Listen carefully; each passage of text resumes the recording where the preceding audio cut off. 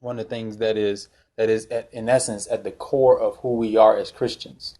As Christians, our core, the foundation of how we even became Christians, is that of forgiveness.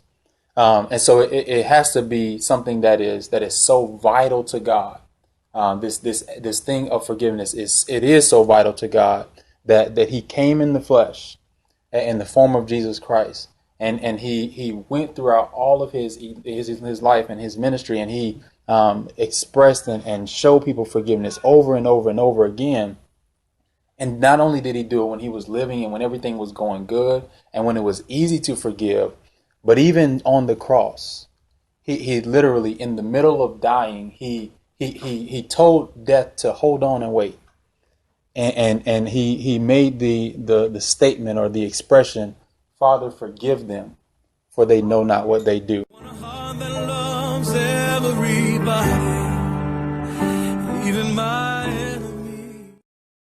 Interesting scene here, right? We have this man named Jesus who has come on the scene, and as I said a couple weeks ago, literally shaking up everything. Everything that he did was counterculture. It was different than anything that they had seen at that time. It not only went against some of the things that the worldly people, the sinners, had seen, but it definitely had gone against everything that the religious officials and the church people had saw. It not only went against everything they had saw, but it went against everything that they believed. And so again, we have this scene here where Jesus is going about and doing ministry, and he is healing the sick. He's raising the dead. If the boy, the widow from Nain is walking and taking her son to the cemetery, they're in the procession, and Jesus stops the procession, touches the casket, and this boy gets up out of the dead from being dead. He is giving sight to the blind. He is allowing the lame people that cannot walk. He's giving them the ability to walk. The leper, where when you have leprosy, your skin begins to deteriorate, and your fingers and your toes and every stuff just starts to fall off. Like when with like hair, when hair falls off, it's not that big of a deal. But if your finger falls off, you got a problem. Yeah. And here Jesus literally is healing people on a regular basis. And not only that, but even the people that were outcasts, that were not in the end clique, if you will, he is giving them the opportunity to be saved. So Jesus, this wonderful example that we have about how we are supposed to live our life, he is going about and doing ministry. And it comes a time where this Pharisee Simon says, "Hey Jesus, why don't you come, hang out with us? It's Sunday, it's after church. Why don't you come and have dinner with us? I got some other Pharisees coming with me, other ministers and preachers and all that kind of stuff. Won't you come and have dinner at our house?" And so Jesus says, "Okay, I'll come." And so he gets there. And after he gets there, this woman comes in this house. Why? Because she heard Jesus is in the house. This woman comes in the house because she hears Jesus is in the house. And throughout Jesus' ministry, he was a man who had people following him because they knew that he was there. Not because he had a Facebook, not because he had an Instagram, not because he had flyers, not because he had church announcements. He had people following him because they knew he was going to be there. So I don't know, just my craziness, and don't y'all think this or tell anybody this, but maybe the issues that we're having with getting people in the church is not because we don't have the technology. It's not because we don't have the soft seats. It's not because we don't have all the things going on. Maybe people are not coming because Jesus is not there. Maybe that's the reason. Everybody, please calm down. Everybody, calm. I'm not talking about your church. I'm just saying in general. In general, the church at large, that maybe the issue that we're having is we got all of that stuff, but we missing somebody. And so Jesus again was a man who attracted people for free when we are spending money to do the same thing and it's not working. But people are following Jesus. So this woman hears that Jesus is going to be in the house, and so she breaks all protocols, she breaks all rules. First century, a woman is not supposed to be in a company where all these men are or come in like this, and she breaks all those rules because she hears Jesus in the house. And so then Simon, after this woman comes in and she drops to her knees and she's crying and she's weeping and she's wailing and her hair, she lets down her hair. She begins to wash his feet with her hair and begin to anoint it with this expensive perfume. This Pharisee, Simon, says, if this man was a prophet, he would know what kind of woman is touching him. If this man knew what kind of woman he was touching him, he would not allow that. And so Jesus answers his thoughts. He doesn't answer his actions. He doesn't answer his words. And so Jesus says, Simon, I have something to say to you. And Simon says, okay, go ahead. Because Simon didn't realize Jesus was about to answer his thoughts. So when we say, well, God knows my heart, you're right. God knows your heart. And that's probably part of the problem. So yeah, God sees that we go to church. God sees that we do all this stuff. But maybe some things in our life are not working because God knows our thoughts. So that's another lesson. But Jesus answers Simon's thoughts, and he says to him, what he begins to jump into the story. But that's not even the focus tonight. The focus is that Jesus allows this woman to touch him, this immoral woman, or some translation says this sinful woman, this woman of the town, this town harlot. She was literally a prostitute. And that was the issue that the Pharisees had. So not only was this a religious atrocity, not only was this a religious problem that this man who was supposed to be a prophet and this high priest, he allowing this sinful woman to touch him. But again, it was against the morals, it was against the customs of the day. But Jesus allows this woman to touch him so that she might be forgiven. Jesus allows this woman to touch him so that we might be forgiven. Because the reality is that this woman represents us. Even though prostitution may not be the issue, the reality is that he is a high priest that should not be touched. But Hebrews says that we don't serve a high priest that can't be touched, but can be touched by the feeling of our infirmities. So this woman here represents all of humanity today. So it goes on that this woman begins to do this to his feet. And this is not like Mary, when Mary is anointing Jesus for his burial. So again, this is not what she's supposed to do. And so she begins to let down her hair. She begins to cry and touch this man that she is not supposed to touch. And everything is the answer to two questions. The first question is, who should we forgive?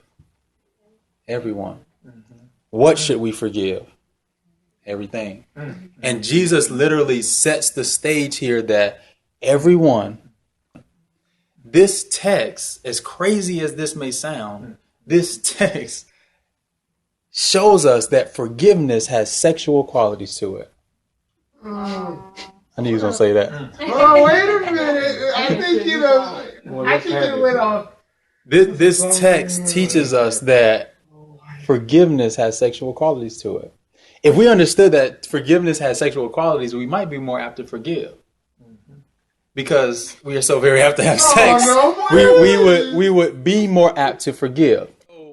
So this woman, this sinful woman, this harlot, this whore, this prostitute, this slut, this twerker,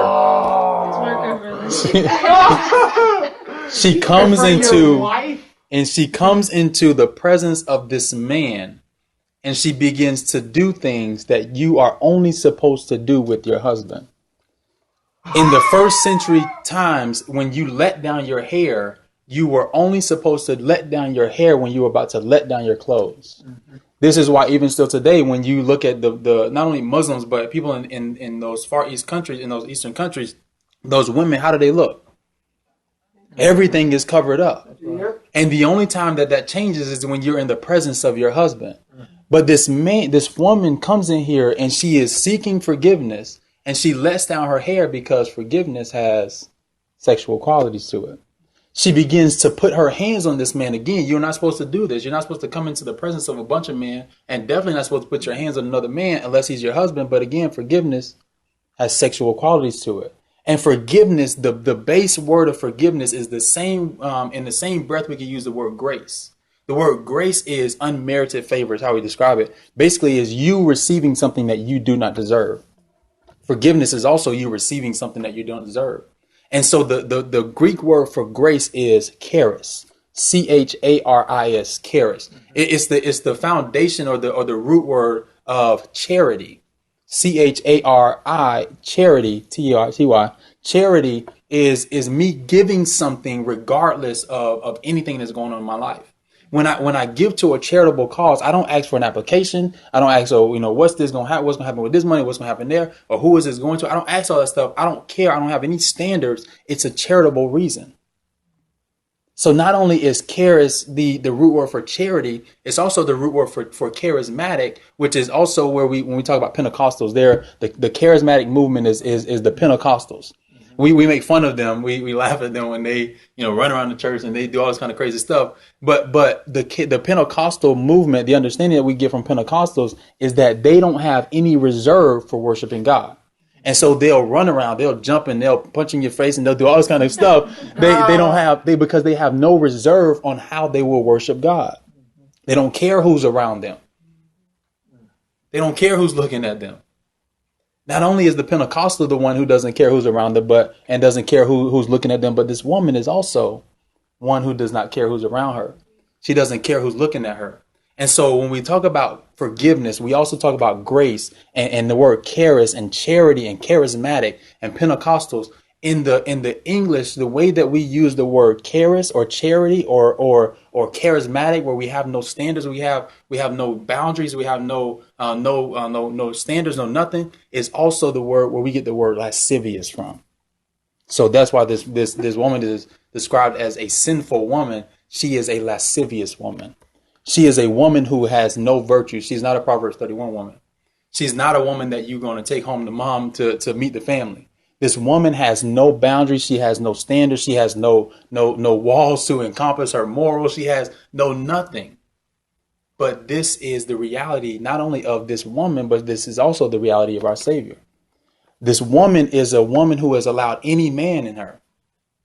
But Paul says it best, and he's the best one to say it. If you got a wristband, you see it on your wristband, that not only does this woman allow any man in her, but we serve a God who says, if any man be in Christ, he is a new creature. So not only does this woman represent us in our sinful ways, but she also represents the way in which Christ forgives. Christ forgives us lasciviously.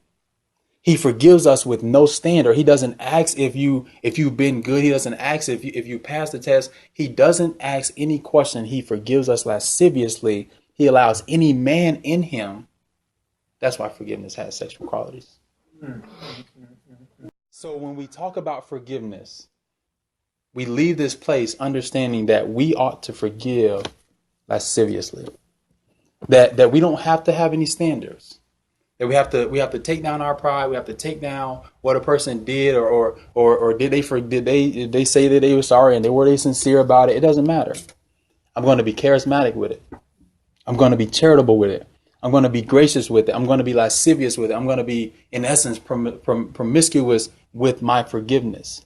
The promiscuous woman, the street walker, literally, if you go down 9th Street, you'll see them. If you ride by and they see that there's a man in the car, they're going to look, they're going to wave, they're going to stop, they're going to wait. They don't care, because for the lascivious woman, they are attracted to anybody who shows interest. They're attracted to anybody who shows interest. So if you're riding in a Mercedes, or if you ride on the bus, if you show interest, they don't have any standards. They don't care who you are. They don't care where you've been. They don't know if you got an STD. They have no standards. They will literally be with anybody. And if a person shows interest to a lascivious woman, they are able to get what she has. And so we have to be the same way. That if a person shows interest, and the way a person shows interest is if they wrong you, they're showing interest and they need forgiveness. Anybody that needs forgiveness, we have to take on the mentality that you can get it. You can have it. You can have it because I have it. Now, if you haven't been forgiven, you don't have to forgive people. If you have not received forgiveness, then you don't have to forgive people. But if you have been forgiven, if you have received forgiveness, then you take on this mentality that I'm going to literally get loose with this thing. I'm literally going to give it to. I got old. You what? I got old. You're literally going to give it to anybody that shows interest. Anybody that comes into your life and wrongs you, they can get it. Anybody that comes into your life and they say something against you, they talk about you, they stab you in your back, they don't come through when they're supposed to, they can get it. It may not necessarily be only forgiving people, but also yourself. So you may have to look yourself in the mirror and say, you can get it too. You have you have done something to somebody, but I am going to forgive myself today because I am going to be lascivious with my gift, with my forgiveness.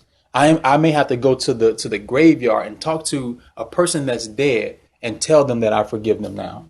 I may have to do the what's called empty chair, the thing. I may have to put an empty chair in front of me and talk to that chair, but I am leaving this place today and I'm going to be lascivious with my gift. I don't want to keep saying gift. With my forgiveness. You may have to call somebody and shock them. They didn't even know you was going to call them. You may have to find them on Facebook, whatever, and forgive them for something that they did 10 years ago. We have to leave and understand that God desires for us to be lascivious with our forgiveness, because this woman was lascivious with her body. Our Savior was lascivious with his forgiveness.